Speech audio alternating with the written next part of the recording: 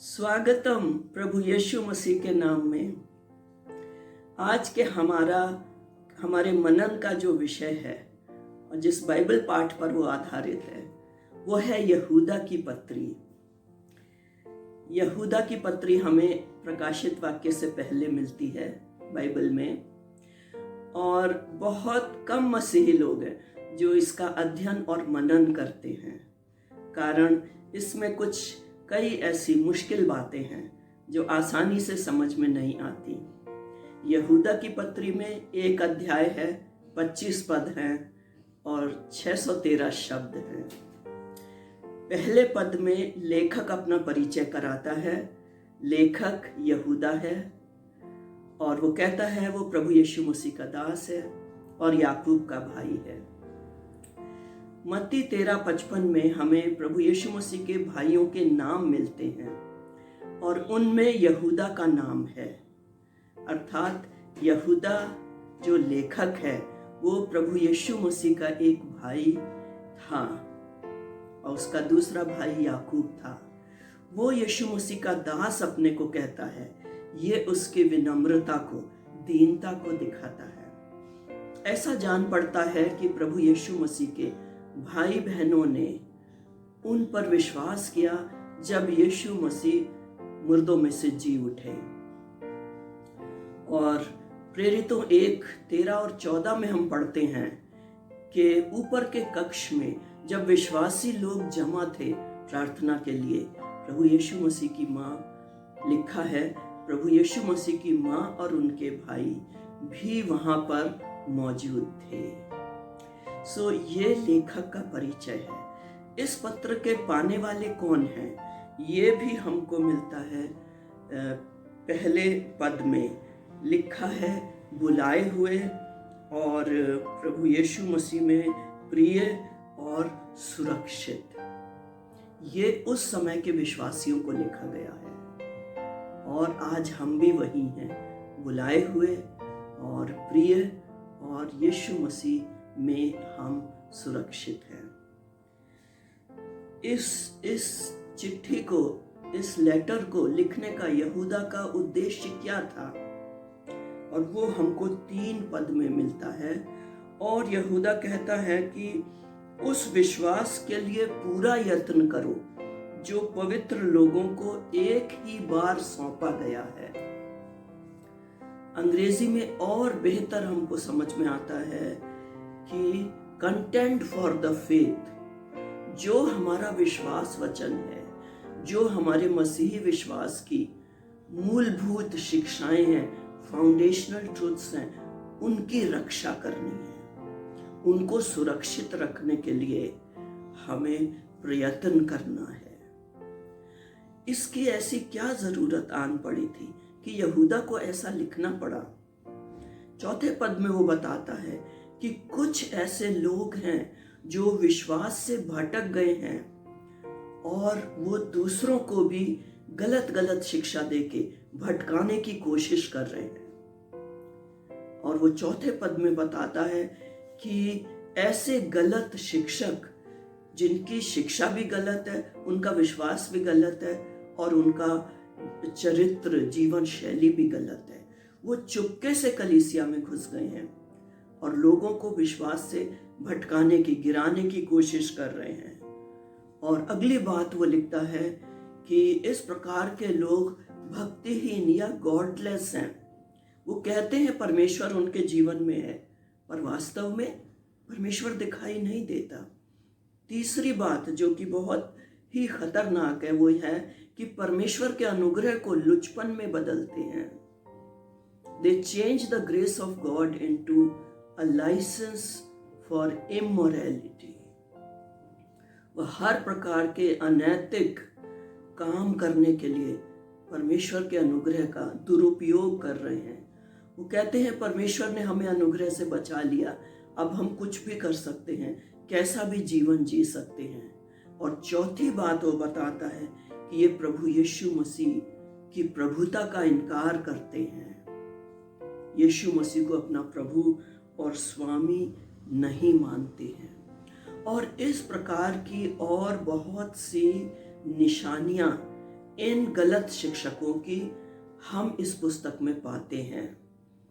और यहूदा का मकसद विश्वासियों को अलर्ट करना, चेतावनी देना इस खतरे से जो कि उनकी कलीसिया में आ गया था। प्रियो, क्या आज हमारे मसीही कलीसियाओं में और मसीही समाज में ऐसे गलत शिक्षक हैं जिनका जीवन भी गलत है, जिनकी शिक्षा भी गलत है? मैं कहूँगी बहुत ज़्यादा।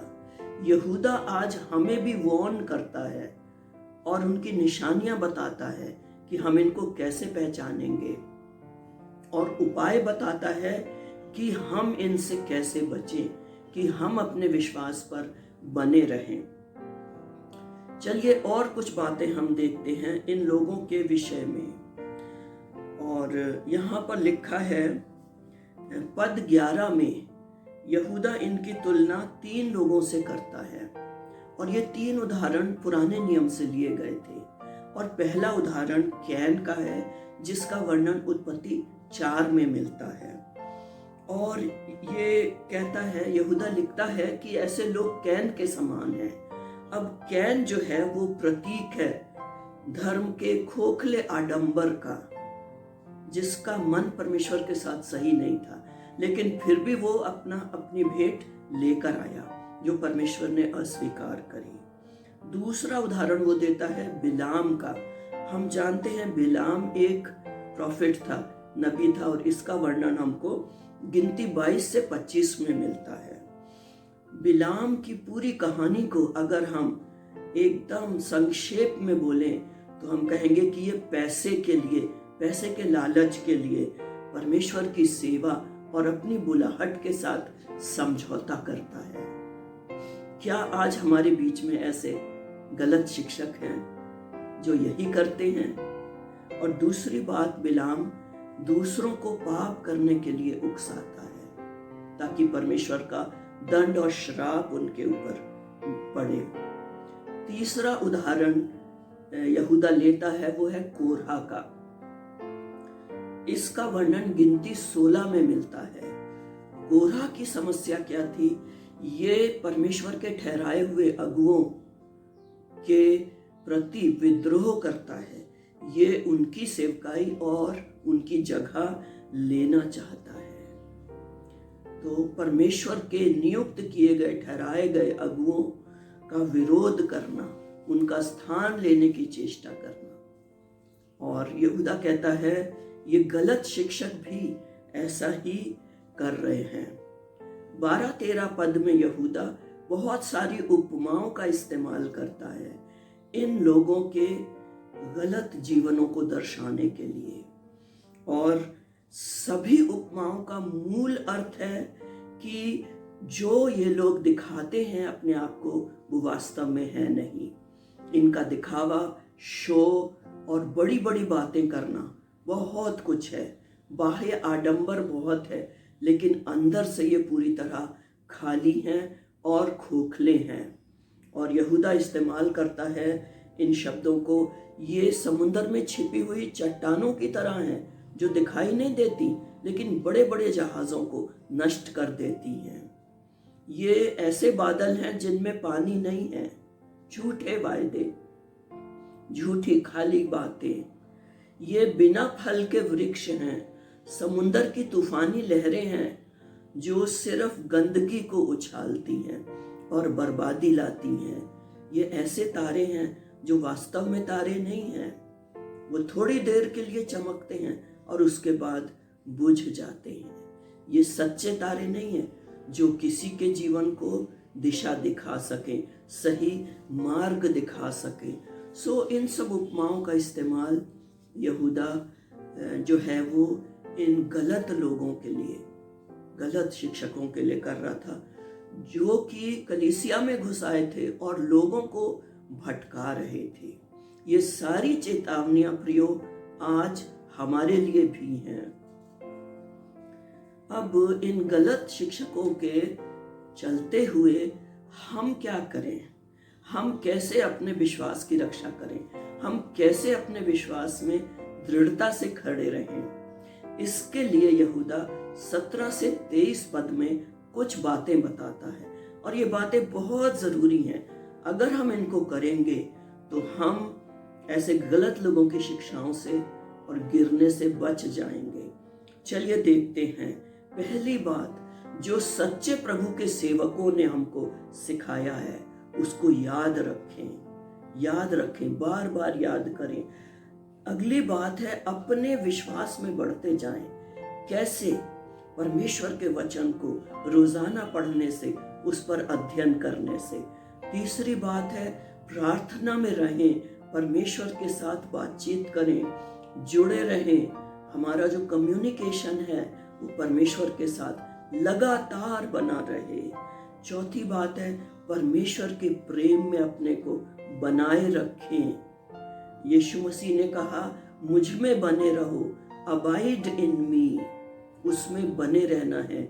हमारे और परमेश्वर के बीच में कोई रुकावट नहीं आनी चाहिए कि हम उसके आशीषों का आनंद ना ले सकें। अगली बात है, प्रभु यीशु मसीह के दोबारा आने की प्रत्याशा में, एक्सपेक्टेशन में जीवन जिए। और प्रियो, वास्तविकता ये है, अगर हम हर दिन इस आशा के साथ जिएंगे कि शायद प्रभु यीशु मसीह आज आ जाए, वो बात हमारे जीवन की हर एक बात को प्रभावित करेगी। कैसे मैं समय बिताता हूँ, कैसे मैं लोगों के साथ, परिवारजनों के साथ रिलेट करता हूँ, हर चीज पर उसका असर पड़ेगा जब हम यीशु मसीह के दोबारा आने की आशा में जीवन जिएंगे। आगे यहूदा कहता है, जो विश्वासी कमजोर हैं, शक में हैं और अभी भी वो इधर से उधर बहक जाते हैं, उनको बहुत प्रेम के साथ समझाकर वापस विश्वास में लाओ और दृढ़ करो। आगे वो कहता है कि बहुतों को आग में से झपट कर निकालें। ये कौन लोग हैं?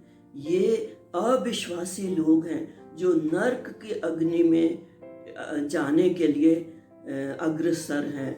ऐसे लोगों को हमें सुसमाचार देना है, यीशु मसीह का सुसंदेश बताना है और नरक की आग से झपट कर वापस बाहर लेकर आना है।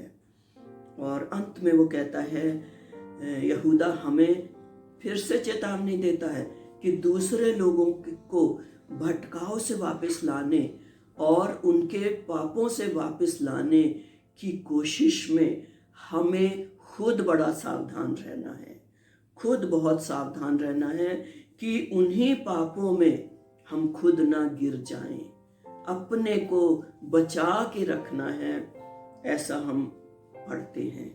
ये सारी बातें हैं प्रियो 17 से 23 पद में जो यहूदा की सलाह है हमको कि हम ना गिरें। अंत के जो 2 पद हैं वो बहुत ही सुंदर आशीष वचन हैं। इनको डॉक्सोलॉजी कहते हैं। डॉक्सा मीन्स प्रेज या स्तुति और लोगोस वचन, ए वर्ड ऑफ प्रेज, आशीष के वचन।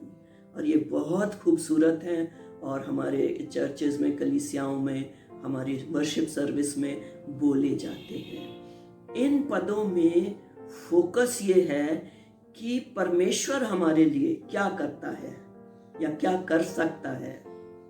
3 बातें हैं जो परमेश्वर हमारे लिए करता है। और पहली बात हमें पद 25 में मिलती है, ही इज अवर सेवियर। परमेश्वर हमें बचाता है, पापों से बचाता है। परमेश्वर ने हमें पापों के दंड से बचाया और वर्तमान में वो हमारे ऊपर पाप के अधिकार से हमको उसने बचाया और फ्यूचर में पाप की उपस्थिति से हमें बचाएगा। पहला काम जो परमेश्वर हमारे लिए करता है वो हमें पाप से बचाता है, छुटकारा देता है। दूसरा काम परमेश्वर हमारे लिए करता है पद 24 में, वो हमें ठोकर खाने से या गिरने से बचाता है, वो हमें सुरक्षित रखता है। जब दूसरे लोग हमारे आसपास गिर रहे हैं, हमें गिरने की आवश्यकता नहीं है। परमेश्वर ने हमें बचाया है, बुलाया है, वही हमको सुरक्षित रखेगा। फिलिपियों 1:6 में लिखा है, जिसने अच्छा कार्य तुम में शुरू किया है वही इसे समाप्ति तक लेकर जाएगा। और यही बात इब्रानियों 12:2 में कही गई है। वही हमारे विश्वास का करता है, हमारे विश्वास की यात्रा को शुरू करने वाला भी वही है और वही उसको समापन तक ले जाने वाला है। और बड़े सुंदर शब्द हैं प्रभु यीशु मसीह के यूहन्ना 10:28 में, जिसमें वो अपने लोगों को अपनी भेड़ें कहता है और लिखा है, मेरी भेड़ें कभी नष्ट ना होंगी, उन्हें कोई मेरे हाथ से छीन ना लेगा। और 29 पद में लिखा है, कोई उन्हें पिता के हाथ से छीन नहीं सकता। हमारी सुरक्षा प्रभु यीशु मसीह में है, परमेश्वर हमारी सुरक्षा करता है। और अंतिम बात, वो हमें पिता के सामने निर्दोष करके खड़ा कर सकता है। क्या हम निर्दोष निष्पाप हैं प्रभु में आने के बाद? कभी नहीं।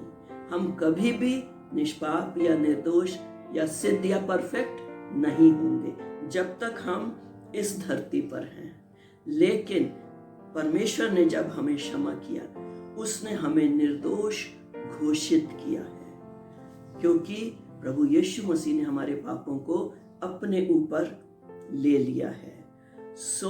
वो परमेश्वर के सामने हमें ऐसे प्रस्तुत करेगा जैसे हम निर्दोष हैं, मानो हमने कभी पाप नहीं किया है।